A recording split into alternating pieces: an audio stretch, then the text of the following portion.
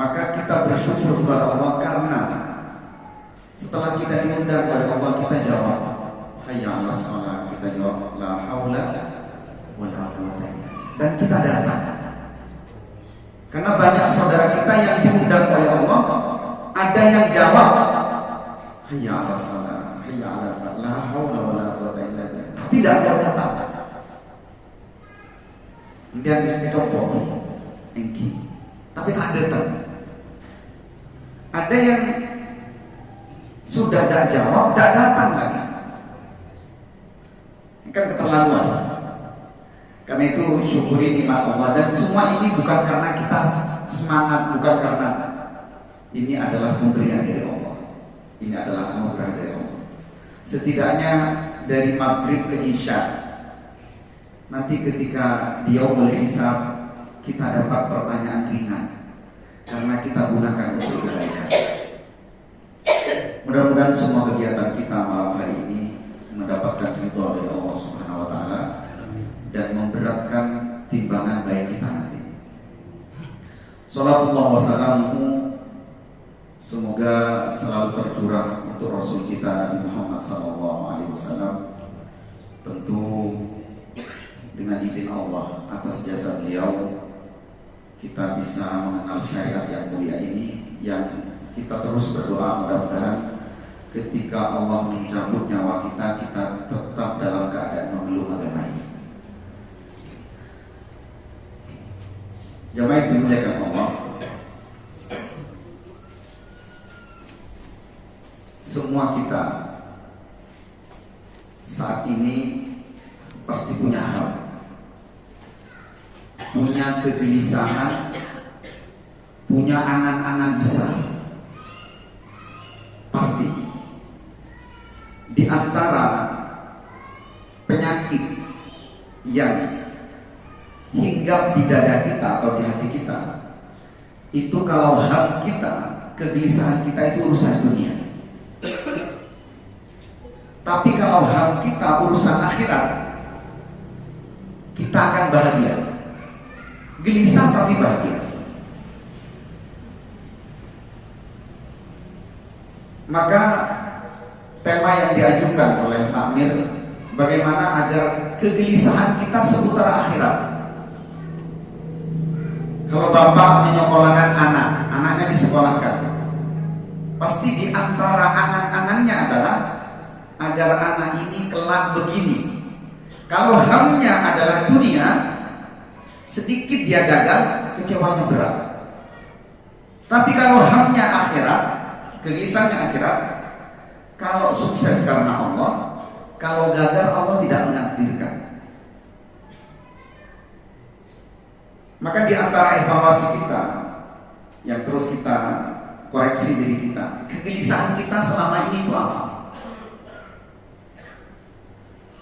Di dalam satu hadis ini banyak mukharrij meriwayatkan, ada dari Ibnu Majah, ada dari At-Tirmidzi, dan di silsilah al-hadis as-sahihah Syekh Al-Albani menganggap hadis ini hadis sahih.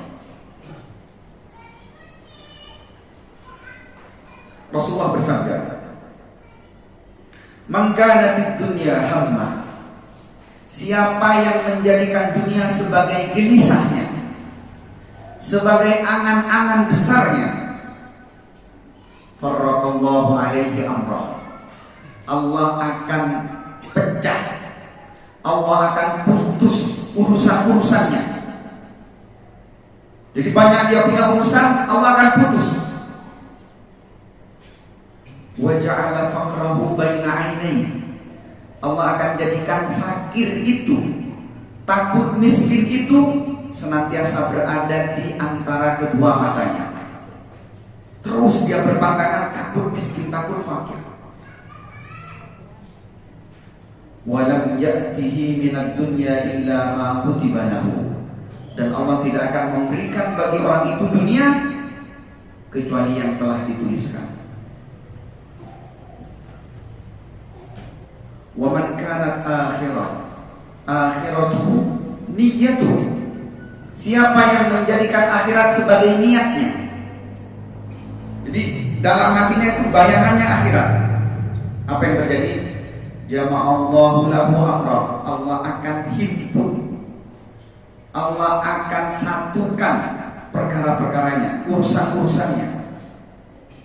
Wa ja'ala ghinahu fi qalbi, dan Allah akan jadikan kaya dalam hatinya, nempel terus kekayaan, senantiasa merasa cukup. Wa atathu dunya wa hiya rahimatun, dan Allah akan hadirkan ke hadapannya dunia dalam keadaan tertunduk. Ini hadis sebuah takbir yang sangat indah dari Rasulullah. Dan kita mesti memeriksa, kita gelisah selama ini apa? Takut pekerjaan hilang, nanti dapat gajian takut cepat habis, nabung takut anak lapar. Padahal banyak di antara saudara-saudara kita yang bapak menabung demi anak, tapi anaknya mati duluan. Pernah dengar? Sering kita dengar. Gak apa-apa nabung, silakan, itu baik. Tapi jangan persoalan-persoalan kehidupan dunia.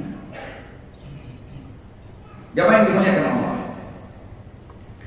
ini di antara hadis yang kemudian menjadikan Rasulullah menghendaki kita, umatnya ini semua, agar yang kita pikirkan itu bukan dunia. Kenapa?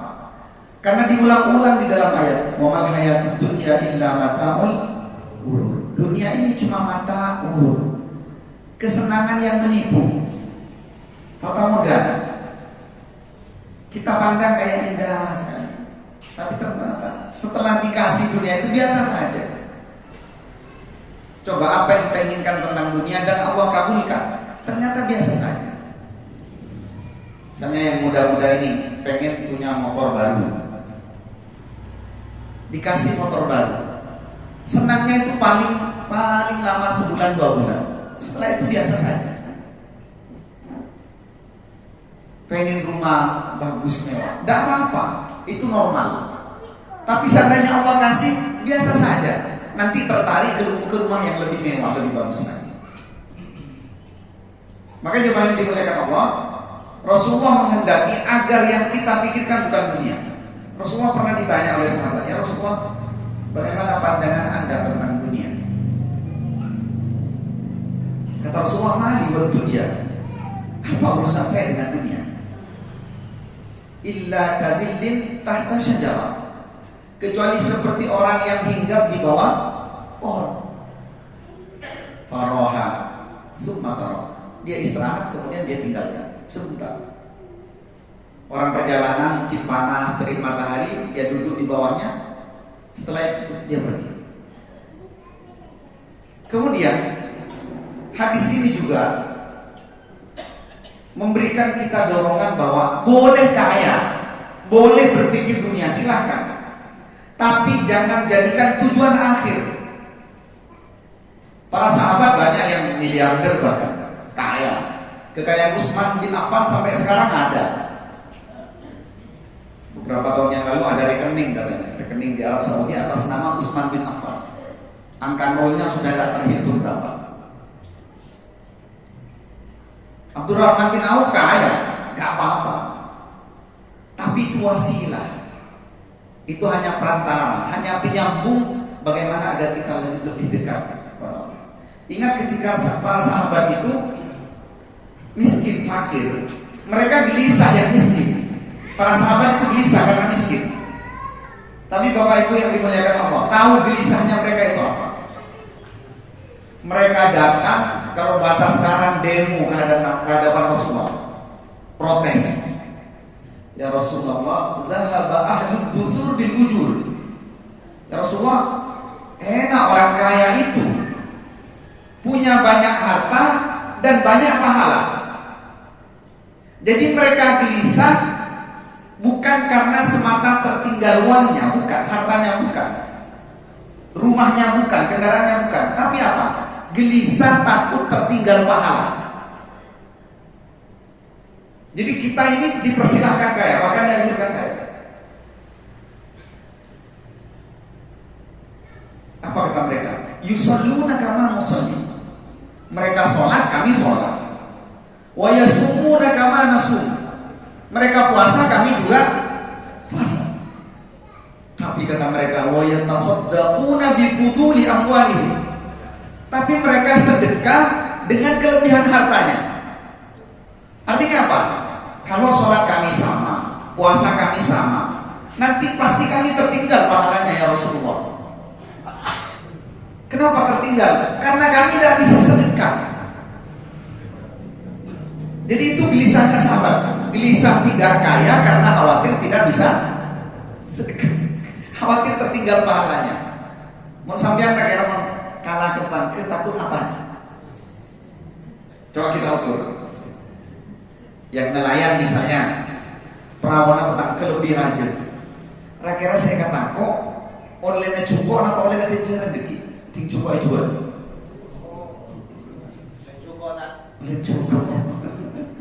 Jadi perawana banyak bisa memuat nelayan lebih banyak. Otomatis tangkapan ikan lebih selesai sampai situ, selesai hidup kita. Tapi kalau panjang setelah itu, dekik mon perahu lebih banyak, nelayan lebih banyak, nangkap ikan lebih banyak, uangnya lebih banyak, sedekahnya lebih banyak. Tertinggal sedekah saya. Itu pola pikir sahabat. Itu pola pikir sahabat. Kemudian Rasulullah ngasih solusi. Alaysa qad ja'ala Allahu lakum ma tasaddaquna. Kata Rasul, kalau begitu, bukankah Allah telah jadikan untuk memudahkan kalian untuk bersedekah? Apa kata Rasul? Falikulli tasbihatin shadaqah. Kamu banyak bertasbih sedekah. Wa kullu tahlilatin shadaqah. Setiap tahlil la ilaha illallah itu sedekah. Wa kullu tahmidatin shadaqah. Wa kullu takbiratin shadaqah. Jadi Rasul ngasih solusi. Kalau mau sama pahalanya dengan mereka, kamu banyak membaca kalimat thayyibah. Yang repot, yang kaya banyak zikir, yang miskin malah tidak zikir. Sudah tertinggal sedekah, tertinggal zikir lagi. Dan saya pernah mencoba eksperimen ya, tanya-tanya. Ternyata orang kalau super kaya itu yang paling sulit itu zikir. Kalau persoalan sedekah, orang-orang yang saya tanya ke orang-orang yang memang gemar sedekah. Jadi kalau mereka ketika kekayaannya sudah luar biasa, yang sulit mereka istiqomah dalam zikir. Ternyata solusi yang diajarkan Rasulullah luar biasa. Sehingga yang kaya banyak pahala karena sedekah, yang fakir banyak pahala karena zikir. Kemudian jamaah yang dimuliakan Allah, kurang lebih yang ketiga ini. Hadis ini juga memberikan dorongan kepada kita untuk memandang secara sadar. Kita ini kadang tidak gila tapi tidak sadar. Gula sejenika tak gila, kan kadang tak sadar. Maksudnya apa? Kita ini kalau dibilang gila tak terima. Tapi sebenarnya kalau kita terlalu ngejar urusan dunia, kita ini telah dibuat gila olehnya. Ini bahaya. Kenapa? Karena ketika orang-orang yang semua nanti dikumpulkan di hadapan Allah, semua telah diberikan kepuasan-kepuasan dunia, yang mereka katakan apa? Kamu labista min umurika sini. Kamu hidup berapa lama di dunia, kata Allah nanti. Jadi yang bayangan orang kan, kalau anak-anak muda zaman saya dulu puisinya Khairil Anwar, aku ingin hidup 1000 tahun lagi. Ditanya oleh Allah nanti, kam labista min umurika sini, berapa lama kamu hidup di dunia? Apa jawaban mereka? Qalu labisna yauman aw ba'da yaum. Ya Allah, kami cuma hidup 1 hari atau 2 hari. Jadi yang orang nabung pikirannya panjang itu, mereka mengatakan kami cuma hidup sehari 2 hari. Maka ada seorang syair terkenal ya, penyair terkenal, disebutkan bahwa samaniyatun ada 8 keadaan. 8 keadaan. Ini kalau dirinci sampai Isya ini. Tapi kita bahas secara umum saja. Ada samania. Terjadi linnasi. 8 ini mesti terjadi pada manusia. Entah yang kaya, entah yang miskin, entah yang berilmu, entah yang tidak. Apa? Wala budda lil insan yalqa samania. Dan tidaklah manusia itu kecuali dia akan bertemu dengan 8 keadaan. Pasti. Entah guru, entah murid, entah pedagang, entah petani, saudagar, fakir, semua akan bertemu dengan 8 keadaan. Sururun wa huznun. Sururun wa huznun. Wajtima'un wa furqatun. Wa usrun wa yusrun. Summa sukmun wa afiyah.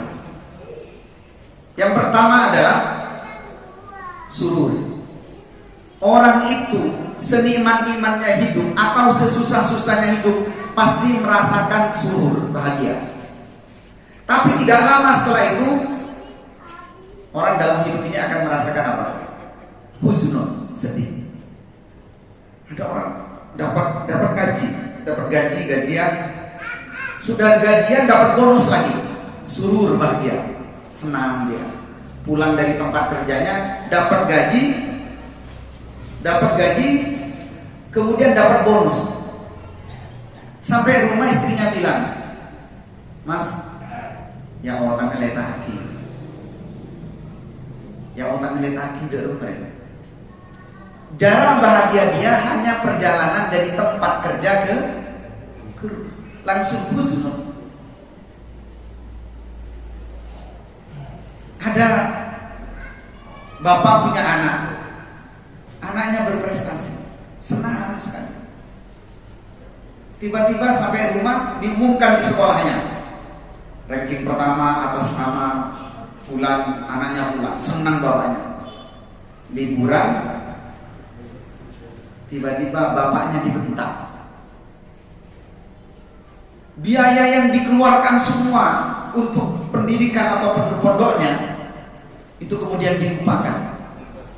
Kecewa terhadap anak. Baru saja senang, sedih. Wajtima'un wa furqah. Hidup itu juga tidak akan pernah lewat yang ketiga, yang keempat, berkumpul dan berpisah. Ini kita kumpul ini, sebentar lagi berpisah. Dengan keluarga berkumpul, berpisah. Ada yang muakkad, ada yang muabbad. Ada yang sementara berkumpul, berpisahnya juga sementara, ada yang selamanya. Ada yang pamitan mau ke rumah temannya, ternyata itu untuk pamitan yang terakhir. Dan hakikat dunia seperti itu.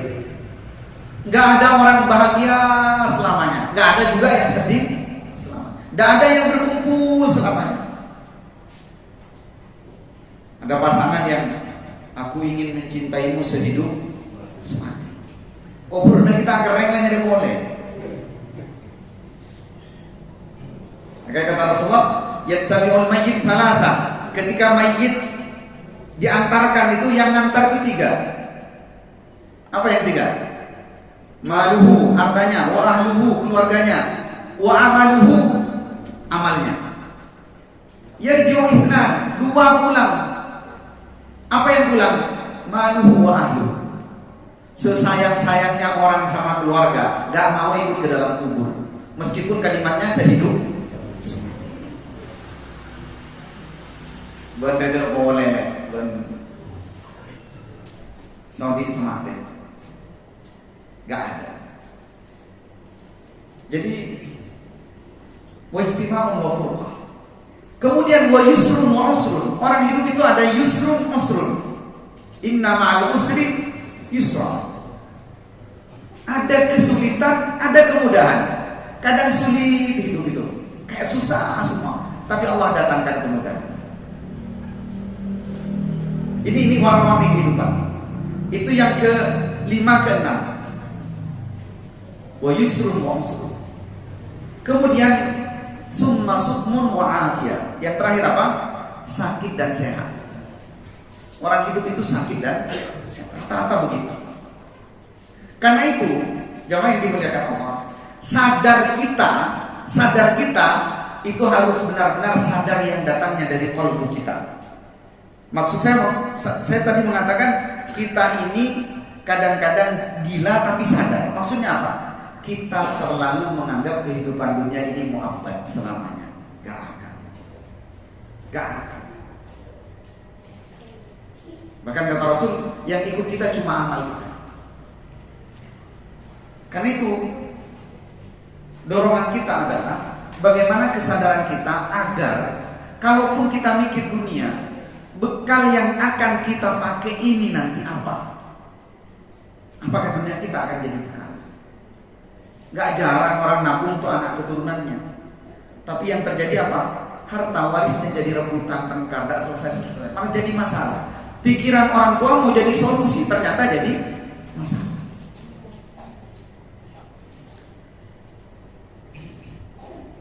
Kemudian yang keempat, hadis ini juga memberikan semacam tips agar kita ini merasa kaya. Kata Rasul, laisal ghina an kasratil am. Orang yang kaya itu bukan yang banyak hartanya, bukan. Nah, di sini Rasulullah menyebutkan, wa man kanat niyyatuhu al-akhirah. Siapa yang niatnya akhirat, ja'alallahu ghinan fi qalbi. Allah akan jadikan kaya menempel dalam hatinya. Karena kata Rasulullah, innamal ghina ghinan nafs. Ghina itu adalah kaya jiwa. Berapa banyak orang yang kaya tapi merasa miskin? Di mana Ustaz ditemukan? Tanya ke pendataan di desa itu. Tanya ke Pak Pamong atau tanya ke Klepun. Banyak Pak, ketika pendataan warga miskin, justru yang kaya yang datang. Bener nggak? Nggak di Berentang, nggak ada di Berentang. Banyak. Ternyata apa? Benar sabda Rasulullah. Wa sadaqa rasulihil karim. Nah, hadis ini memberikan tips bagi kita cara agar apa? Kaya itu nempel di dada kita, jadikan akhirat sebagai kegelisahan kita. Sampai takut kalau nanti tidak bisa kumpul dengan keluarga. Ketakutan itu akan membuat dada kita lapar. Sampai takut kalau nanti setelah mati, setelah menghadap Allah, khawatir tidak ada yang transfer pahala. Sehingga apa? Tiap hari bisikkan kepada anaknya. Nah, cek lupain, doa lagi tadi. Itu kalau apa? Kalau wa man kanat niyyatuhu akhirat. Kalau niatnya adalah akhirat. Tapi sebaliknya, kalau dunia yang jadi gelisah, Allah tidak akan hilangkan. Allah yang akan meletakkan fakir itu di antara kedua matanya. Kemana-mana yang dipandang adalah takut fakir, takut miskin. Susah, takut ada. Ada ke masjid mengalir kota amal. Terus sedekah, dekikan luang. Pengen sekali naruh. Ada pengumuman pesantren ini butuh semen sekian. Butuh batu sekian. Puji tahu ada begini. Kenapa?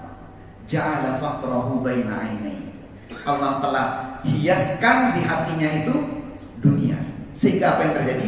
Fakir ada di pelupuk matanya, di kelopak matanya. Dia melihat kefakiran. Dan ini bahaya, ini penyakit. Maka jadikan hadis ini sebagai tips. Gimana biar kita kaya sebenarnya, kaya menurut Allah dan Rasulnya. Karena rata-rata orang ingin terlihat kaya itu ingin penilaian manusia, itu salah total. Salah total. Nah, bagaimana agar kita benar-benar kaya? Kita meniru apa yang disabdakan oleh Rasulullah, yaitu ghinan nafs. sudah ghina nafs, dunia ini kita akan jadikan sebagai wasilah, perantara untuk bagaimana kita menghadap Allah. Jamaah yang dimuliakan Allah. Kemudian apa juga bahayanya kalau orang sudah hamnya itu dunia, gelisahnya dunia, setiap kali dia mendapatkan prestasi, keuntungan, hasil, dia akan mengatakan ini hasil tangan saya, ini adalah hasil usaha saya. Tapi kalau orang pikirannya akhirat, setiap kali dia dapat sukses, dia akan katakan ini karena Allah. Dulu ada manusia yang diabadikan namanya dalam Al-Quran dan kekayaannya tidak akan pernah disamai oleh siapapun. Dia adalah Qarun. Pikirannya dunia dan Allah kasih. Apa yang dia katakan? Innama utituhu ala ilmin min indi. Saya dapat semua ini karena saya pintar. Itu kenapa? Karena dia menganggap dunia ini bukan pemberian dari Allah. Dunia ini bukan pemberian dari Allah. Sehingga dengan kalimat itu menjadikan Allah murka. Fa khasafna ma bihi wa bidarihi al-ardh. Lalu kami tenggelamkan apa yang ada padanya, juga darinya, rumahnya.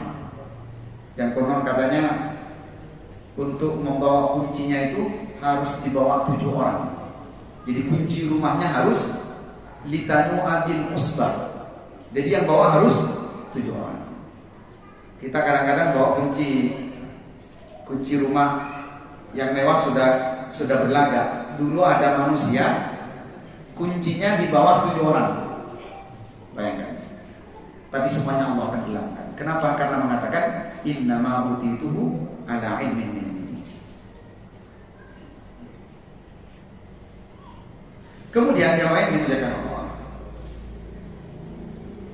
Hadis ini juga mengajarkan kita, selain tadi apa? Tips agar kita merasa kaya. Mengajarkan kita agar kita mendapatkan rizki dari Allah. Dunia ini, harta yang kita maksud, itu didatangkan ke hadapan kita dan dalam keadaan tertunduk. Tertunduk, takluk di hadapan kita harta. Karena kata Rasulullah, wa atatid dunya, dan Allah akan datangkan dunia itu wahiya ragimatun. Dunia dipaksa datang kepadanya. Maksudnya apa? Kalau orang hatinya sudah terpaut dengan Allah, dia akan bekerja sebagaimana anjuran Rasulullah. Ingat ya, hadis ini bukan mengajari malas, bukan. Tetap kata Rasulullah, sebaik-baik kasab adalah kasab seseorang yang dengan tangannya dia cari dengan cara yang thayyib, yang halal. Tetap. Tapi ketika hatinya sudah terpaut dengan Allah, maka dunia itu akan didatangkan oleh Allah dalam keadaan tertunduk di hadapannya. Maksudnya apa? Wa may yattaqillaha yaj'al lahu makhraja wa yarzuqhu min haitsu la yahtasib. Jadi Allah akan datangkan dunia itu. Makanya yang terpenting adalah bagaimana keimanan dan ketakwaan kita semakin baik. Setelah itu kata Rasulullah, wa ajmilu fit talab. Perbaiki cara kita mencari rezeki. Pasti itu secara otomatis. Kalau iman dan takwa kita sudah benar, Allah akan kasih kita harta dari jalur yang kita tidak sangka. Tinggal apa? Tinggal kita cari caranya. Caranya apa ya terserah. Di mana kita hidup, di situ Allah akan memberikan rezeki. Tapi ingat, jemaah yang dimuliakan Allah, untuk urusan rezeki dan makan dan makanan yang kita makan, di dalam Al-Quran Allah menyebut kita cukup dengan cara santai. Insya Allah semuanya baca tiap hari di surat Al-Mulk. Walladzi ja'ala lakumul arda dhalulan famshu fi manakibiha wa kulu min rizqihi. ketika Allah menyebut tentang makanan, fakulu min rizki, Allah menyebut dengan kalimat famshu, masya yamshi. Apa artinya? Berjalan. Untuk urusan apa yang akan kita makan, apa yang akan kita nikmati di dunia ini, Allah menyuruh kita dengan cara berjalan. Tapi ketika Allah menyuruh kita berzikir, Allah menyuruh dengan kalimat fas'au. Hari Jumat dibaca oleh khatib, idza nudiya lis-salati min yaumil jumu'ah fas'au. Apa fas'au? Segera, pakafuru. Untuk urusan dunia Allah nyuruh kita kalah tenang. Menjan mereka sudah tak kira sampai mati kalah tenang. Tapi untuk urusan zikir kepada Allah disuruh fas'au.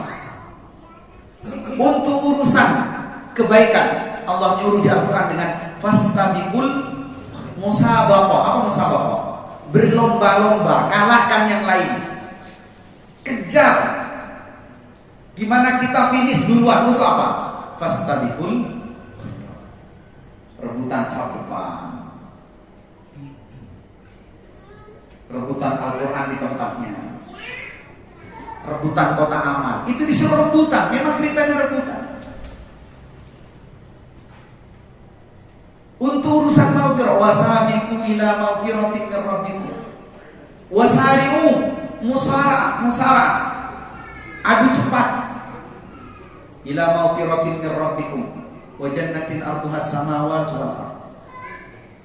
Apa yang dijanjikan Allah? Kalau kita berlomba-lomba adu cepat, Allah akan janjikan kita surga yang luasnya seperti langit dan bumi. Untuk urusan Allah, apa saja urusan Allah? Al-Quran menyuruh kita dengan kalimat fafirru ilallah. Apa fafirru? Lari. Lari itu dengan kata farra yafirru dijelaskan sendiri di ayat yang lain. Itu lari seperti dikejar singa. Orang di hutan dikejar singa, gimana larinya?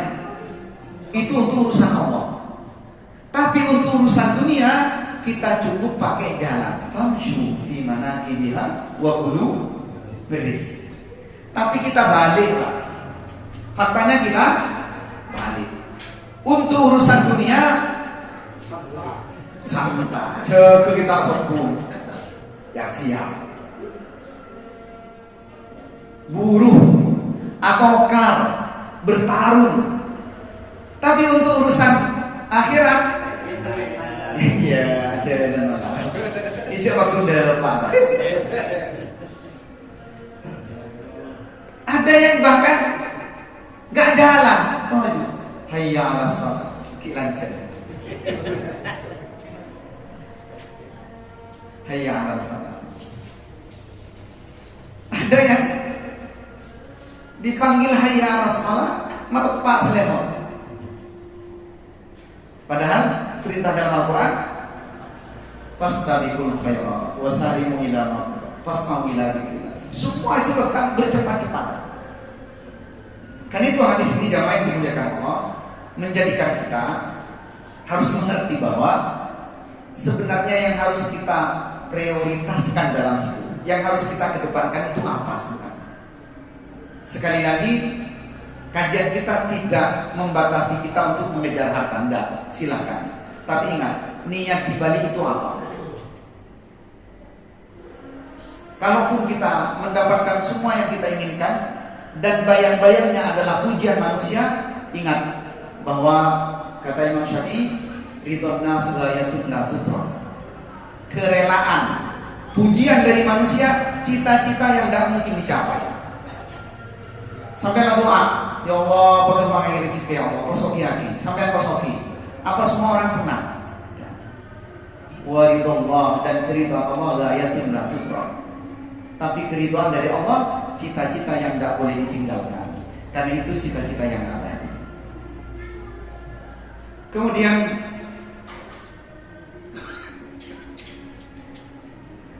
yang terakhir, jemaah yang dimuliakan Allah, Sebagai penutup, karena ada tanda-tanda bahwa mau masuk adzan isya ini,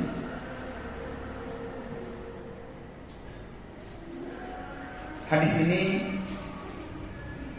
juga harus menjadi setir, balance, penyeimbang bagi kita, agar ketika ada kegagalan dari apa yang kita inginkan, kegelisahan kita, itu kita kembalikan kepada takdir Allah, bahwa semua sudah Allah tuliskan.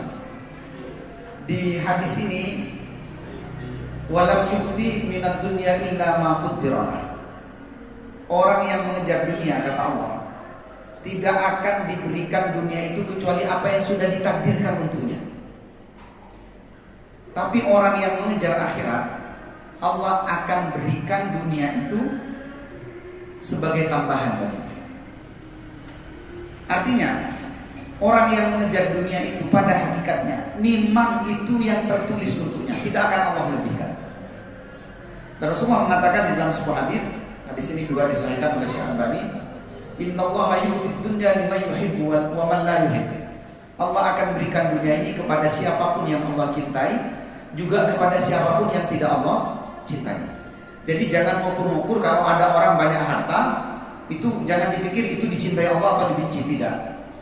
Tetapi walam yu'til akhirah atau walam yu'til iman, dan Allah tidak akan memberikan keimanan atau kehidupan akhirat illa liman yuhibbu, kecuali bagi orang yang dicintai oleh Allah. Maka kejarlah cinta dari Allah, kejarlah ridha dari Allah. Ini yang bisa saya sampaikan. Mohon maaf apabila ada hal-hal yang kurang berkenan, ada kalimat-kalimat yang kurang nyaman bagi jamaah sekalian. Saya mohon maaf. Allahu ya'khudhu bi aydina ila ma fihi khairul Islam wal muslimin. Wal afwu minkum. Wassalamualaikum warahmatullahi wabarakatuh.